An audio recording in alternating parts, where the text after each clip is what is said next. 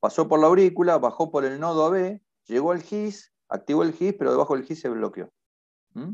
Entonces, eso es un bloqueo, típico caso de bloqueo AB MOVIT2. Y acá el paciente retoma la conducción por el HB, pero tiene un HB prolongado. Entonces, ¿qué pasa? Si se bloquea, va a haber un bloqueo por debajo del GIS. Si queda un poquito de GIS, como es probable, porque este paciente tiene incursión angosto, va a haber un ritmo de escape aceptable. Pero si el paciente tiene un bloqueo de rama, el ritmo de escape va a ser bastante inestable. Acá tenemos otro caso, muy similar.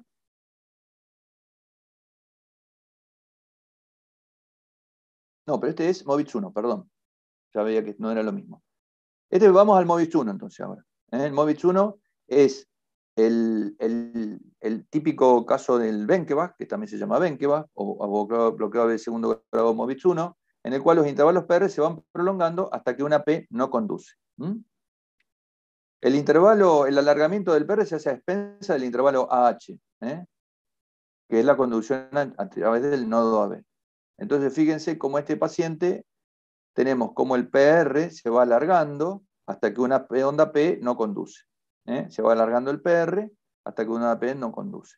Este tipo de bloqueo se llama bloqueo AB tipo Benkebach, y en este caso ponemos la cantidad de onda P que hay y la cantidad de QRS. Entonces este es un 3-2.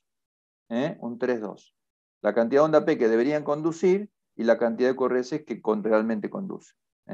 Entonces decimos que es un Benkebach 3-2, que es uno de los más comunes. También está el 4-3. Es más raro que haya un 5-6, un 7-8. En general, los Benkebach en general son de menos cantidad de latidos. Entonces acuérdense, la secuencia de Benkebach siempre los PR se van prolongando. Y eso es lo que uno tiene que ver.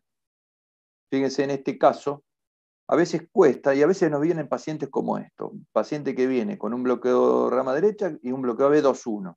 Cuando tenemos un bloqueo AB2-1, no sabemos bien si es un MOVITS 1 o es un MOVITS 2, porque no tenemos tiempo que esa onda P conduzca y ver si el PR se va alargando o no. Tenemos un solo PR para estudiar.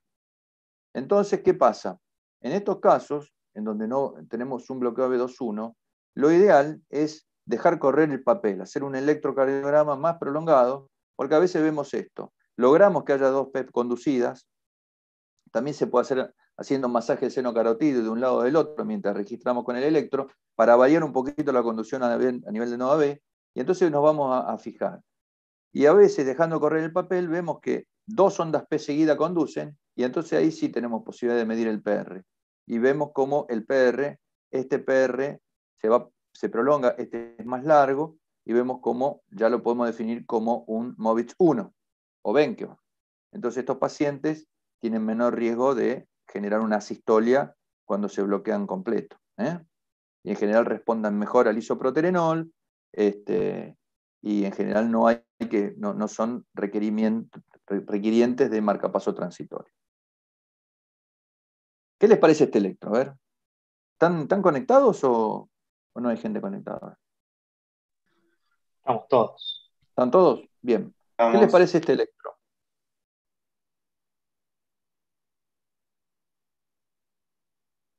Y en este caso generalmente le mandamos un mensaje a ustedes, una fotito. Claro. Está bien. Pero pareciera Vamos a impresión ponerle que que están tienes. en una unidad coronaria en el medio de la nada, dentro de unos años, y tienen que definir ustedes qué será esto. Le entró un paciente con este electro. Un 2-1, ¿no? Y esto no está dentro Ahí, de lo. Porque el PR, fíjense, acá parece que fuera un PR largo, pero acá es un PR más corto y acá más corto. Entonces, esto no sigue una lógica. Cuando ustedes ven algo que no sigue una lógica, siempre tienen que pensar que hay algo más, hay algo escondido. está Y este bloqueado. paciente, en realidad, lo que tiene es un bloqueo AB completo.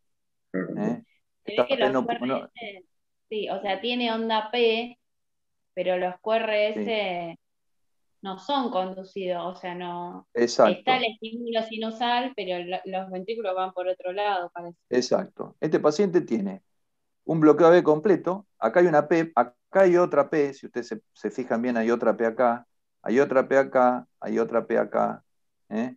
Acá, acá. O sea, está totalmente bloqueado el paciente, tiene un bloqueo AB completo, disociación auriculoventricular, QRS angosto, por eso, fíjense ustedes como en este paciente el QRS es fundamental en los bloqueos AB. Cuando el paciente tiene un QRS angosto, como en este caso, fíjense que el ritmo de escape es bueno. Es bueno. Si este paciente hubiera tenido un bloqueo de rama izquierda de alto grado, ancho, estaría en asistolia seguramente. Pero este paciente, al tener un QRS angosto, está con un ritmo de escape fenómeno. Entonces nos llega a la consulta así. ¿Y qué serán todas estas T negativas?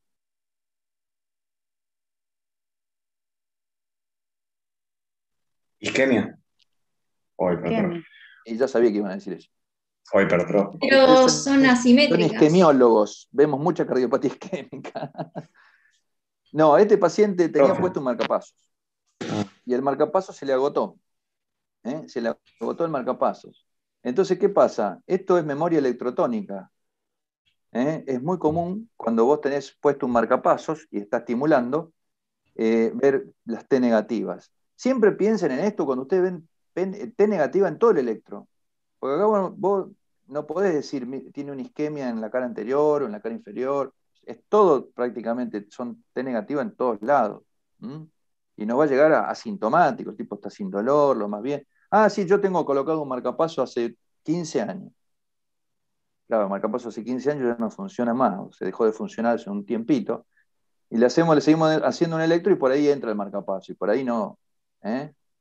Acá está con el marcapasos, y acá el tipo este estaba ya con el marcapasos, no le daba más, ya estaba a punto de agotarse, y estaba ya en tiempo de recambio, y fíjense cómo, gracias a Dios que tenía el bloqueo AB era supraisiano o intraisiano. Pues si este paciente hubiera tenido un infraisiano, esto se hubiera muerto antes de que llegue a la consulta. Pero gracias a que este paciente tenía un trastorno AB intraisiano y un QRS angosto, le quedaba un poquito de GIS para que escape, el tipo no se murió y vino, a pesar de que el marcapaso ya no le andaba más, vino a la consulta. ¿Y qué pasa? Fíjense cómo esto... ¿Cómo? No, esa alteración, ¿en qué otro caso lo podemos ver? Lo pueden ver en los pacientes, en todos los pacientes que de repente pasa un QRS ancho al QRS del paciente que es angosto, lo pueden ver. Por ejemplo, un paciente que hace una taquicardia ventricular, con QRS ancho, obviamente, y la taquicardia ventricular desaparece, o revierte. Y ustedes lo ven ya con el electro, ya revirtió la taquicardia ventricular. Y tiene todas T negativas. Bueno, es memoria electrotónica muchas veces de la TB. Si el tipo estuvo en TB un tiempo, digamos, ¿no es cierto? Hay veces TB largas, que el tipo la tolera bien, o los Wolf a veces también. El paciente que tiene un Wolf intermitente, estuvo con Wolf durante todo un día, vamos a ponerle, y justo cuando ustedes le hacen electro, el Wolf desapareció, porque es intermitente, y entonces le quedan las T negativas. Pero siempre lo interesante es que la onda T de memoria electrotónica, que se llama, siempre sigue al eje mayor del QRS. Entonces, ¿qué pasa? Fíjense cómo el eje mayor, este QRS va para abajo, ¿no es cierto? La T va para abajo. El QRS va para abajo, la T va para abajo. El QRS va para arriba, la T va para arriba. El QRS va para arriba, la T va para arriba. El QRS va para abajo y la T va para abajo. Fíjense cómo la T electrotónica sigue al eje mayor del QRS. Al eje mayor del QRS ancho. Acá lo mismo. Fíjense que cuando el QRS va para abajo, la T va para abajo. En estos casos, acá el QRS es medio isodifásico, la T está igual. Acá va para abajo y va para abajo. Entonces, siempre acuérdense que la onda T, la memoria electrotónica existe. No se sabe bien cuál es el mecanismo exacto, pero que existe. Siempre está cuando se pasa de un QRS ancho a un QRS angosto, y siempre la onda T sigue al eje mayor del QRS. Y con eso ustedes hacen el diagnóstico, y que no es isquémico, y que es una memoria electrotónica. Es típico en los marcapasos que se agotan, porque la onda T sigue al eje mayor del QRS, que generalmente los QRS con los marcapasos están puestos en el piso del ventrículo derecho y tienen imagen de bloqueo de rama izquierda y un eje hacia arriba. Entonces uno puede ver bien lo que es la memoria electrotónica. Bueno, y vamos a los bloqueos AB de tercer grado, o bloqueo AB completo, en los cuales hay disociación auriculoventricular.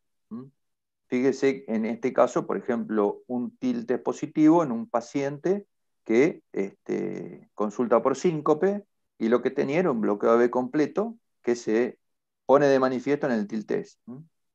Bloqueo AB completo paroxístico, también causa de síncope.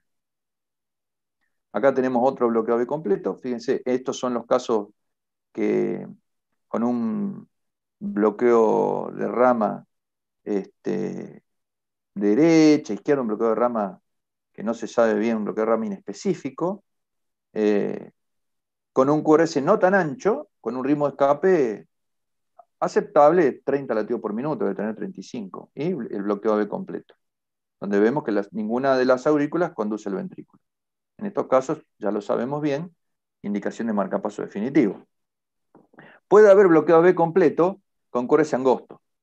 En general, en estos casos, son congénitos, se dan en gente joven, concurren a la consulta a veces en la adolescencia, porque tienen dificultad para hacer ejercicio, y uno lo que va a ver son un electrotípico. QRS bien angosto, QRS normal y bloqueo AB completo. En una época a estos pacientes se los seguía clínicamente, no se les ponía tanto marcapasos, pero después hubo un estudio en Inglaterra donde se compararon dos poblaciones grandes de pacientes con bloqueo AB congénito y los que tenían marcapasos tenían mejor sobrevida. Y entonces, a partir de ese momento, casi siempre se pone marcapasos. El bloqueo AB congénito se produce a nivel del nodo AB. Es como que el nodo AB está dividido, y tienen dos nodos AB y no están conectados esos dos nodos AB. Entonces, el QRS es angosto porque el escape lo hace el pedacito que tiene GIS. Entonces, tiene muy buen ritmo de escape. Este yo se lo había mostrado otra vez. Este es un caso que publicamos en una revista internacional de un chiquito con un Wolf recién nacido, que el Wolf le salvaba la vida porque tenía un bloqueo de completo. Y cuando el Wolf se bloqueaba la vida del Wolf, hacía el bloqueo de completo. El chiquito tenía un bloqueo de completo y vivía, gracias al Wolf, hacía conducción auriculoventricular. En un caso en el que el Wolf le salvó la vida al paciente. Y cuando hacía, este chico lo veían los neurólogos, estaba internado en el sanatorio de niños, me acuerdo, hace muchos años. Y lo veían los neurólogos por convulsión. El chico convulsionaba, era un chiquito recién nacido, le habían hecho el electrocardiograma y tenía un Wolf, y bueno, y convulsionaba, y lo veían los neurólogos, no sabían qué tenía. Hasta que nos llamaron a nosotros y vimos por monitor lo que hacía el chico. Y fíjense lo fácil que es el diagnóstico para nosotros y que a veces un pediatra no se da cuenta, porque no está acostumbrado a ver este tipo de cosas, ¿no es cierto? Y el chico tenía esto. Y bueno, y se le puso un marcapasos y el chiquito anduvo fenómeno con el marcapasos. Y bloqueo de rama alternante es cuando el paciente alterna rama derecha con rama izquierda. Rama derecha con rama izquierda. Esto, cuando tenemos en un mismo electrocardiograma ondas P conducida con bloqueo de rama izquierda y ondas P conducida con bloqueo de rama derecha, la asociación de los dos es un signo ominoso de bloqueo AB completo. En estos casos hay que poner un marcapaso sin ninguna duda y al paciente hay que enseguida internarlo porque la evolución a bloqueo completo es muy rápida. Es raro de ver, pero existe también. Ese Bueno, vamos a paciente hablar un poquito de marcapasos. tiene una enfermedad infrahiciana severa. Claro, exactamente. Habla de una enfermedad infrahiciana severa y difusa de las dos ramas. En general, las dos ramas están enfermas y se va a terminar bloqueando en el corto plazo. Creo que bueno, eso vamos a nos tomarnos. pasó. ¿Cómo? El paciente, eso no pasaba con el paciente del trasplante cardíaco con Nelson. No sé si se acuerdan. Terminó con un marcapaso. Hacía bloqueo de las dos ramas. Decía bloqueo alternante, no sé si se acuerdan. Alternante. Sí, me acuerdo, no, del caso no me acordaba que era el trasplantado, pero sí, los bloqueos de rama alternante hemos visto algunos, sí, tal cual. Bueno, vamos a hablar un poquito de marcapasos. Indicaciones de marcapasos. Puede ser, como dijimos recién, ¿no es cierto? Lo mismo que la clasificación. Por mal funcionamiento del nodo sinusal, bradicardia sinusal, pausas sinusales, déficit cronotrópico o por alteración de la conducción AB, que puede ser transitorio o permanente. Tipo 1, indicaciones tipo 1. ¿Cuándo ponemos un marcapasos? Los que todos están de acuerdo, tipo 1 significa que no hay nadie en desacuerdo que a estos pacientes se le pone marcapasos. Bueno, bradicardia sintomática, la primera indicación de marcapasos es la bradicardia sintomática. Cuando ustedes asumen que los síntomas de ese paciente son por bradicardia, bueno, hay que poner un marcapasos. La indicación número 1 de implante de marcapasos. Después puede haber indicaciones de pausa mayor de 3 segundos o ritmo menor de 40 latidos por minuto, a veces sin síntomas. A veces, puede ser que el paciente no tenga síntomas y vos ves el Holter, pausa mayor de 3 segundos, ritmo menor de 40, y el tipo nunca se mareó nada, pero bueno, tiene indicación. Posablación del nodo AB, obviamente. Un bloqueo AB de tercer grado que no resuelva en el postoperatorio. Relacionado a enfermedades neuromusculares, muy común también, enfermedades neuromusculares cursan con degeneración del sistema Purkinje y generan bloqueo AB de tercer grado. O un bloqueo AB de segundo grado sintomático. Acá le da mucha bola a los síntomas. Cuando tenemos de segundo grado sintomático, va a marcapasos. Cuando tenemos de tercer grado, sintomático obviamente, o si no tienen síntomas, todos estos. Cuando está asociado a una enfermedad neuromuscular, postoperatorio de cirugía cardiovascular, posablación del nodo AB, o cuando hay ya pausas más de 3 segundos, ritmo menor de 40 latidos por minuto. Tipo 2. Esto sería un tipo 2A, cuando hay algunos que están a favor, otros en contra, pero la mayoría pone marcapasos. La mayoría los pone. El bloqueo de tercer grado asintomático, con síntoma por bradicardia, acá medio incoherente esto, porque si es asintomático no debería tener síntomas. Pero con ritmo de menor de 40 latidos por minuto en vigilia es indicación, por más que el paciente no tenga síntomas. Fíjense el MOVID 2. El MOVID 2, aunque no tenga síntomas, le ponemos marcapaso. En cambio, el MOVID 1 solamente le ponemos marcapaso cuando es intra o infraiciano. Y esto se puede leer cuando tiene bloqueo de rama. O sea, el MOVID 2 le vamos a poner siempre marcapaso. Por eso es tan importante leer el electro bien y ver si hay una interrupción súbita de la onda P y que no está prolongando el QRS. Perdón, que no está prolongando el PR. Entonces, el MOVID 1 solamente cuando pensamos que puede ser intra o infraiciano. Y el bloqueo AB de primer grado sintomático o con mayor de 300 milisegundos en paciente con insuficiencia cardíaca. Eso es lo que está en las guías. ¿Cuándo le ponemos un marcapaso a un bloqueo de primer grado? Cuando tiene síntomas o cuando tiene más de 300 milisegundos en pacientes que tienen insuficiencia cardíaca. Cuando tenemos ahí, acá estaba lo que decían la doctora hoy. Bloqueos, ¿qué pasa con los bloqueos fasciculares? Bloqueo de rama derecha o bloqueo de rama izquierda. ¿Cuándo le vamos a poner marcapaso? Bueno, cuando está asociado a un bloqueo de tercer grado, asociado al MOVID 2, acá de vuelta el MOVID 2, con bloqueo de rama, o cuando hay asociado a síncope, o cuando tiene un HB más de 100. Si el bloqueo de rama derecha o izquierda, ustedes le hacen electrofisiológico y tiene un HB mayor de 100, es indicación de poner un marcapaso. Y siempre que haya síncope, hay que descartar también por estudio electrofisiológico que no tenga el paciente una TB inducible, porque a veces estos pacientes pueden tener TB inducible. ¿Qué pasa en los bloqueos que están relacionados al infarto? Cuando ustedes tienen un infarto agudo que se está yendo de alta, que pasó el periodo más agudo y quedó con un bloqueo de segundo grado intrainfriciano, hay que poner marcapaso o un bloqueo de tercer grado. Siempre en estos pacientes, estudio electrofisiológico, post-IAM. Y además, en el estudio electrofisiológico vamos a ver la inducibilidad o no de TB, porque muchas veces estos pacientes quedan con TB y también es indicación de a lo mejor un cardiofibrilador y no un marcapaso. Póngale que un infarto grande, quedó con baja fracción de eyección, y además del bloqueo rama izquierda que quedó, que por ahí hay algunas ondas P que no conducen, se le induce TB. Va a cardiodesfibrilador y no marcapasos. Bueno, en enfermedad de nódulo sinusal, como dijimos hoy, bradicardia o pausas sintomáticas, incompetencia cronotrópica, acuérdense que no llega a los 110 latidos por minuto en la ergometría, frecuencia cardíaca a 40 latidos por minuto o menos utilizando las drogas necesarias, o bradicardia de menos de 30 latidos por minuto. En los pacientes con enfermedad del nódulo con hipersensibilidad del seno carotidio,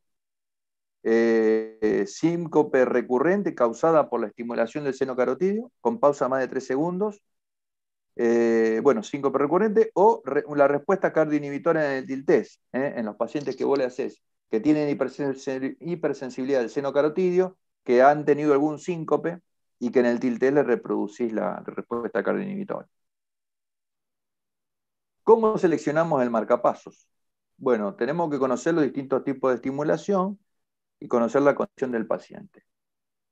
Esto es la nomenclatura de los marcapasos. Ustedes están bastante acostumbrados, porque bueno, vamos pregonando permanentemente y bueno, la indicación de los pacientes lo van viendo.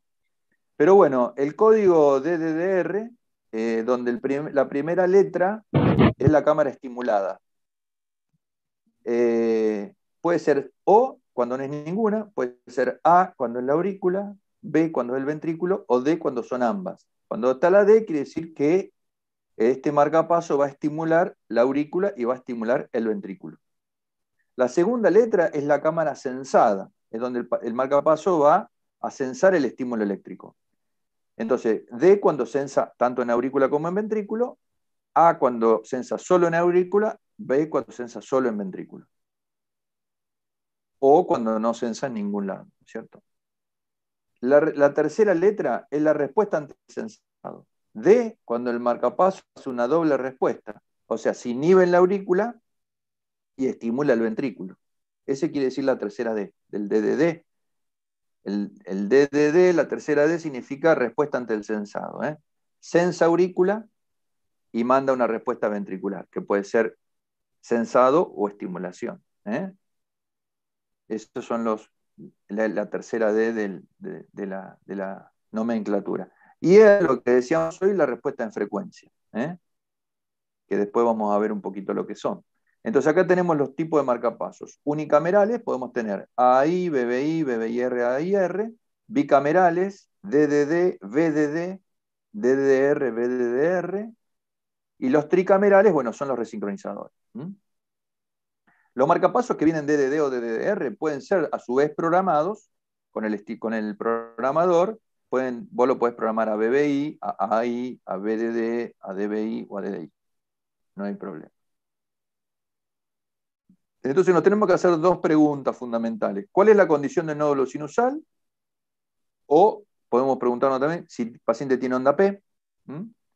Si tiene onda P, siempre hay que estimular la aurícula, porque tenemos que darle al paciente la contractilidad auricular, con preservarle la conducción AB. ¿Y cuál es el estado de la conducción AB? Si la conducción AB es buena, uno podría estimular solamente la aurícula. Si la conducción AB está alterada, tenemos que sí o sí estimular también el ventrículo. Bueno, el estudio electrofisiológico que ya hablamos. Acá tenemos un algoritmo, pero fundamentalmente tenemos que saber si hay P o si no hay P, o sea, si hay ritmo sinusal presente o no. Si el ritmo sinusal no está ausente, el paciente da NFA o tiene una aurícula inexcitable, bueno, si el paciente a su vez tiene insuficiencia cronotrópica, va a un BBIR. O un BBI, generalmente un BBIR.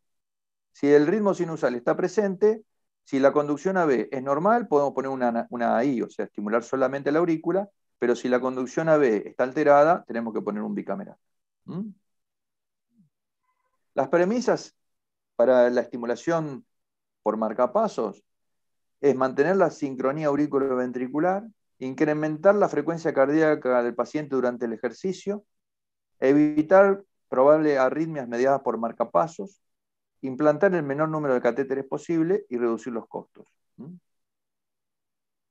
Esto es importante. La disociación auriculoventricular producida por los marcapasos BBI en pacientes con ritmo sinusal conservado, o sea, si nosotros le ponemos un BBI a un paciente que tiene el ritmo sinusal, aumenta la incidencia de fibrilación auricular. Y acá vemos justo esta diapositiva que se me pasó un poquito antes, que es eso.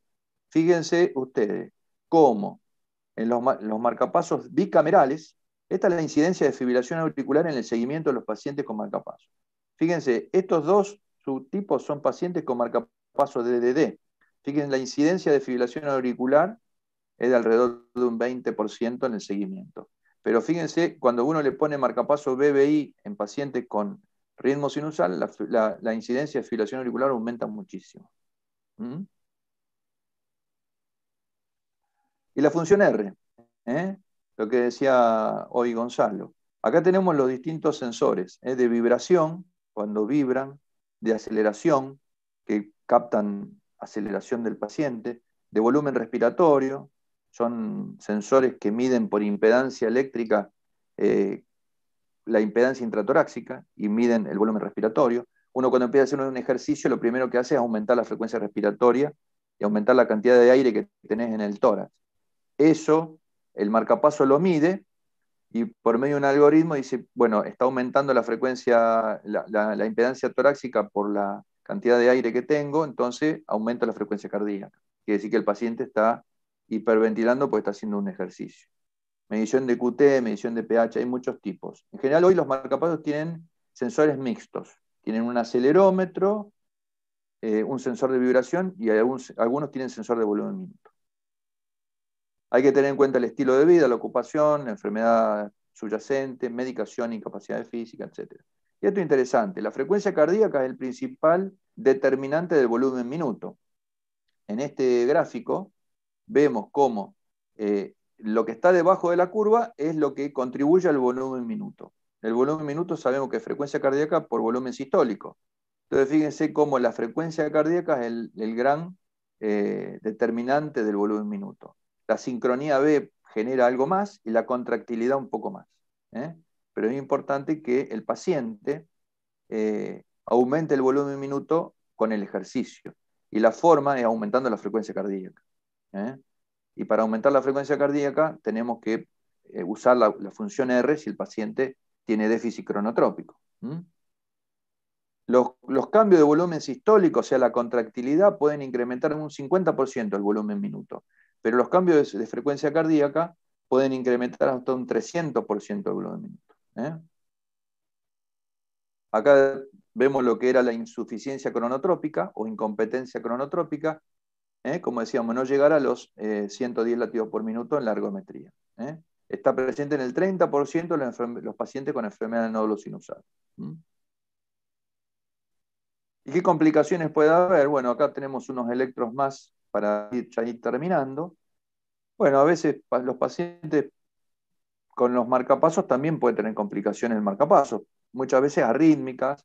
Por ejemplo, en este caso vemos como el paciente nos viene a la consulta, se había ido de alta fenómeno, estimulándolo más bien, y nos viene a la consulta por ritmo irregular, rápido. ¿Qué pasó con este paciente?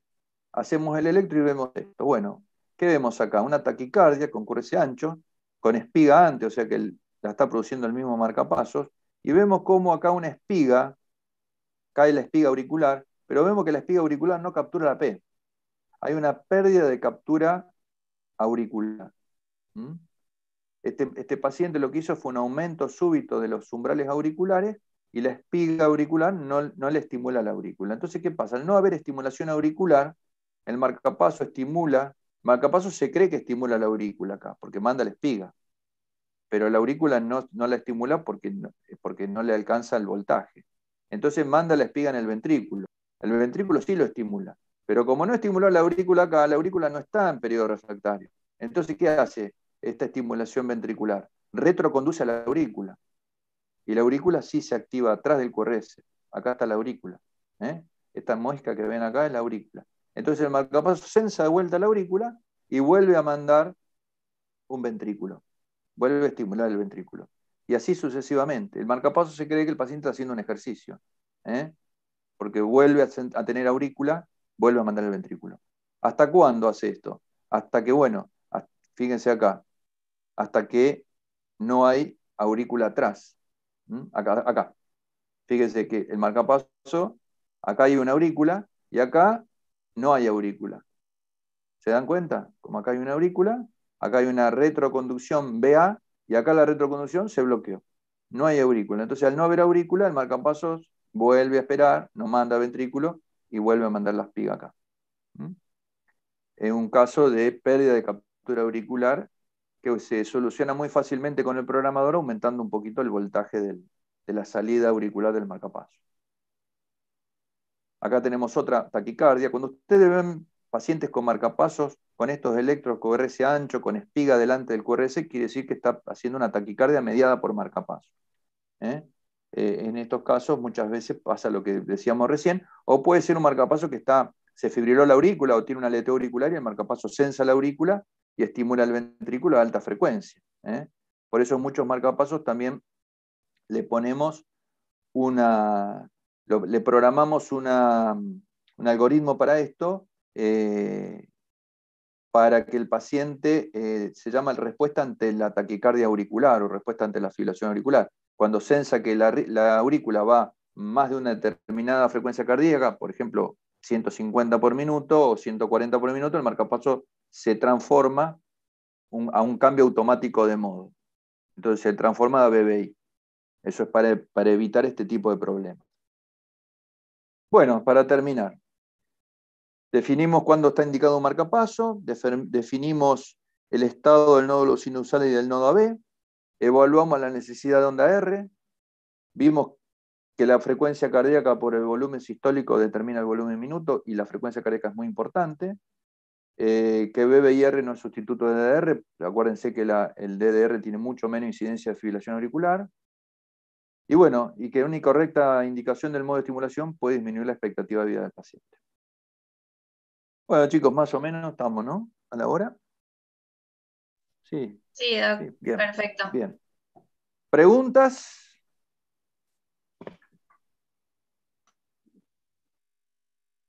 ¿Alguna pregunta que quieran hacer?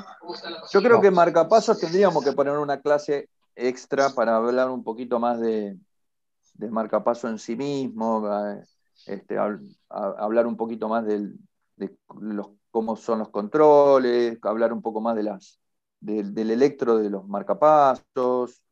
Por ahí podemos hacer. O por ahí lo podemos poner en los talleres. Sí, en los talleres de buenísimo. electro, por ahí poner algún electro con marcapasos y poder practicar un poquito las cosas de los marcapasos. Son importantes, lo vemos muchísimo, cada vez se ponen más y cada vez vemos más pacientes con marcapasos. Sí. Bueno, ¿les quedó más o menos Genial. claro? ¿Aportamos algo al conocimiento global de la residencia? Sí. Bueno. Sí, Doc. Excelente.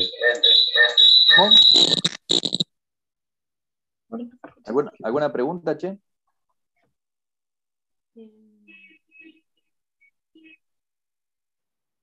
Quedó todo muy claro. No escucho nada. Bueno, bárbaro. Bueno, chicos, nos vemos. Bueno, Doc, hasta la próxima. Muchas Hasta la gracias. próxima. Que anden bien. Gracias, Hasta luego. Doc. Buenas noches. Chau, chau. Chao.